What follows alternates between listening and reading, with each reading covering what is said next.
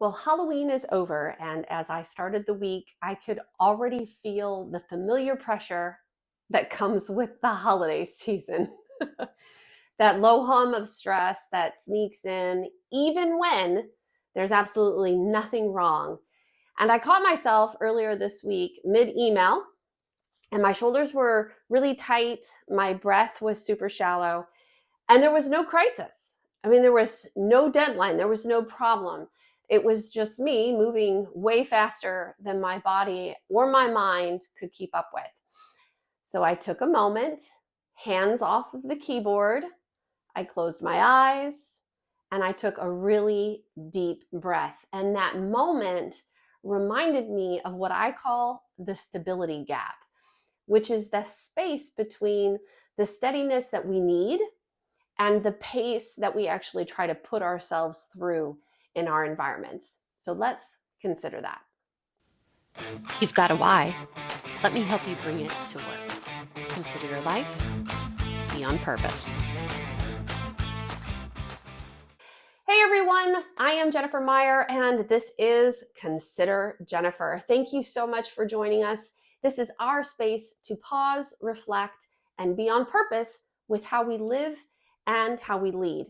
Now, the stability gap shows up when the pace that we're moving is no longer in alignment or matches the steadiness that we actually need to be able to think clearly or make decisions and connect with people. It's the space between how fast we're operating and how regulated our minds and our bodies actually are in that moment. Now, for most of us, it really kind of sneaks up on us in the middle of the day. You might start out clear, but tasks or conversations and messages pile up. And so our ability to stay grounded and stable actually drops. And by midday, you're reacting instead of responding to things or leading. One of the biggest reasons that we lose stability is because of the constant transitioning that we do and the bombardment we experience as we move throughout our lives. We get all of this sensory information and we move constantly from one meeting to the next, from one email to a Slack message, from work mode to home mode, and we never really give ourselves the time to just reset in between all of that noise. You add to that the huge amount of stimulation that's coming at us all of the time, sound and noise and lights and people, and what you end up is getting a nervous system that never really catches up with where your body is or your brain. Now, what I have learned from my son, and that also shows up in agile teams, is that when we build in systems or practices to create predictable rhythms of reflection and recovery, not only do we feel better, but we also perform a lot better. When we skip those rhythms, we create personal or professional performance drops, and everything starts to get just a little bit wobbly. So let's talk about a few practical ways to close that gap, create more stability by leading ourselves first. Number one, ground yourself. And I know that I probably talk about this all of the time, but it is the simplest and the easiest way for you to give yourself just a brief moment to get centered and find that stability. Take a deep breath, take a walk, give yourself a hug. I mean, feel the weight of gravity on your body while you're sitting in the chair. Lay on the floor and put your feet on the wall. Whatever it is that you need to do in order to just stop action for even just 30 seconds is going to help you feel like you have a little bit more control over what is happening and going on in your life. Number two, triage some things. You cannot and will not get everything done that you need or want to get done. I mean, their endless to-do list is very real, so don't try. When you put unrealistic expectations on yourself to try to complete everything all at the same time, you are going to create unnecessary stress and instability for yourself and for anyone you're in contact with on your team or at home.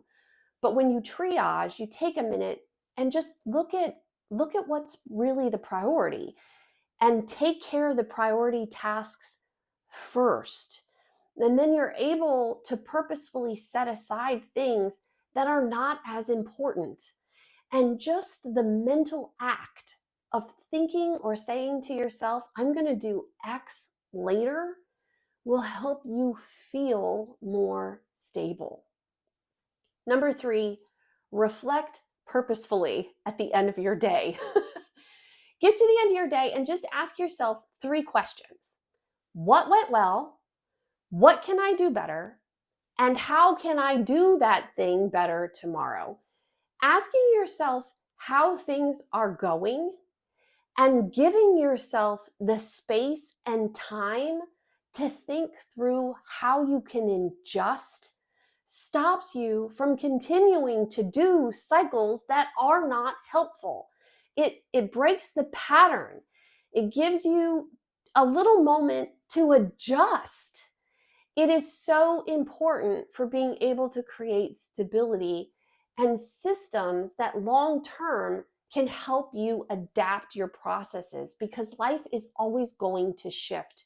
And this helps you shift around life instead of fighting against it.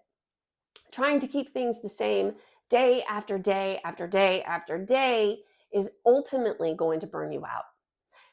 So when you feel yourself getting just a little bit of wobbly this season and the stress creeps in and creates some instability, grab one of these 3 practices and just give them a try. See what works for you.